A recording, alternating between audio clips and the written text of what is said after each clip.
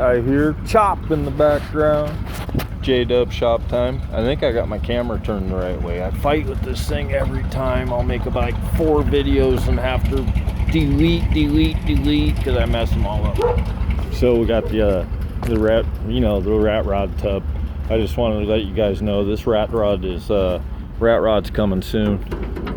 We got her sitting here, and hey, free barbecue just sitting on the side of the road. You know how we like free barbecues, just extra stuff, extra metal. So I wanted to let you guys know the M38A1 does actually run and chopping along, rattling. Hey, still running on the boat tank with a little 2-stroke to lube them valves, and still need an M38A1 gas tank. I'd love to hear Omnix Auto was going to send me one of those. Yeah. Here's the old school 327 actually running, right?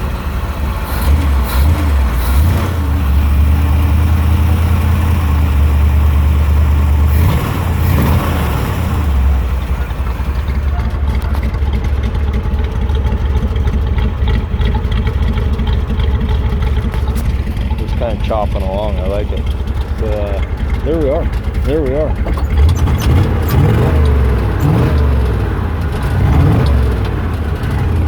Clean her out a little bit. She likes it. So yeah, we got her cleaned up. Like I said, I really like to see all this green army paint underneath. This is the original green, and it's kind of cool. We got her chugging along tonight, and I just fired it up so I can move it around in the driveway, and I got some more stuff for the Dodge. I got rocker box gasket, and we're about through with the valve adjustment. I'm kind of slow process. I had a hard time finding the timing mark, but I think I got everything dialed in now. You know how it is, and learning experience. Oh yeah, and we can't forget the wall Jeep. Don't forget the wall Jeep. We will probably have it and try to get it in every video for a while. Bam, there we go. You can see we got our Allen wrench set up, and we got our wrench, and I've already got a handful of them done, and I don't know if this is legal or not. They'll probably send me to Dodge Cummins School, jail or something, somewhere, some kind of encampment or something for turning the motor over with the gear on the CP3 pump. So oh yeah, and one of those fancy tools, for pulling the front of the CP3 pump. I think I've got one made here. Looks good enough to me. I got it set up so I can actually push from the center, and I'm going to weld a nut to that so I can rotate it. And that was just an old steering wheel puller. I'm going to sharpen this to a nice point so it gets down on the pump nice, and weld me a nut on the top here, right here, for turning it. And I got my 2 bolts set up, my metric bolts ready to roll for threading into it. I'm not quite sure if they're going to be long enough yet, but that's what we're going to use. They charge a lot of dollars for that right there. And guys, don't believe me, I make a lot of tools myself. When I don't have them, I'm a cheap SOB.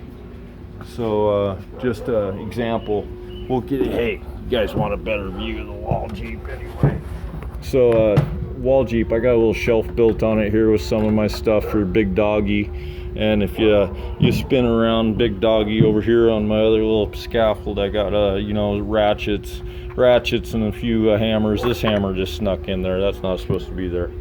I got my filler gauges right here, and I'm going what factory says on a reset, 10 and 20.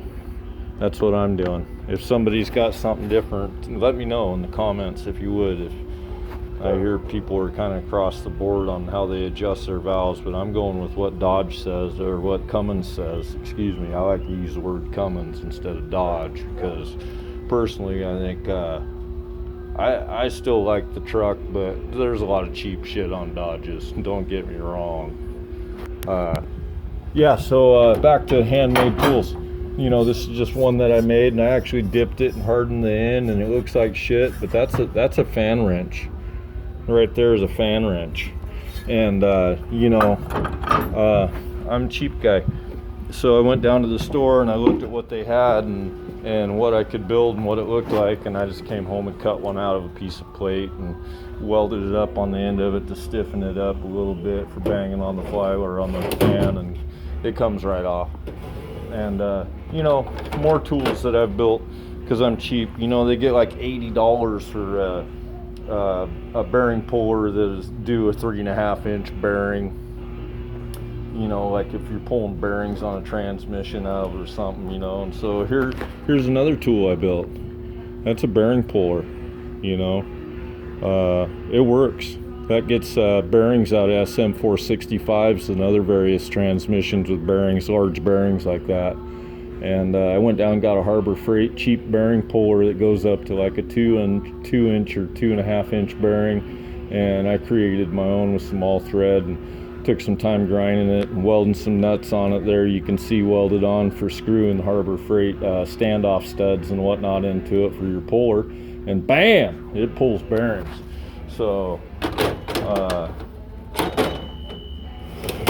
I'm gonna probably make a next I'm gonna probably pull the front of the harmonic balancer off, and there's a little steel plate on there I can make a temp plate off of, and cut me a little round piece of steel out and drill some holes through it. I'm going to use the factory steel plate that just bolts onto it as a backer, and put some little rosette bud welds on the back side to hold the steel plate onto the thicker plate that I put on the front of it, so it bolts through, and the bolts will recess in through the holes that I drill in the other piece.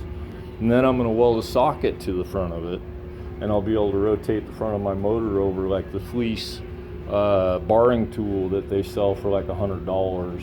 You know, it's, you know, there's just some tools that I'd rather spend the time with my hobby of doing stuff like that than just run right out and buy it.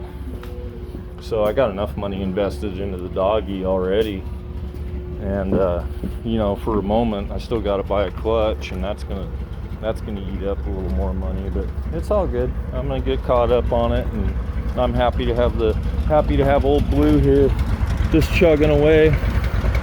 Listen to her, she's just chugging away. She likes it. She likes having some fresh fuel in it, and a little 2-stroke oil, you know. And we're gonna get back on it soon. We're gonna get the other carburetor built for it, try it out, try some old school Jeeper tricks. Pardon me. Try some old school Jeeper tricks, like putting a tall spill spout out of the floor pole to keep it from sloshing over when you're wheeling, you know, sloshing left to right, bouncing the front end. It won't just spill into the carburetor.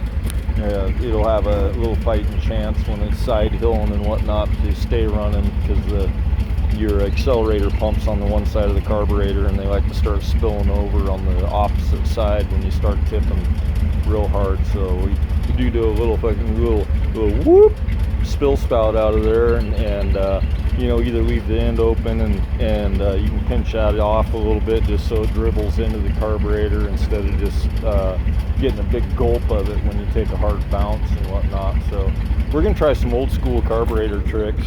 I hate carburetors, but we're gonna work with what we got for now. But hoping an M38A1 tank shows up. Ha! Yeah, hope somebody sees my video, right? Oh, we'll talk to you later.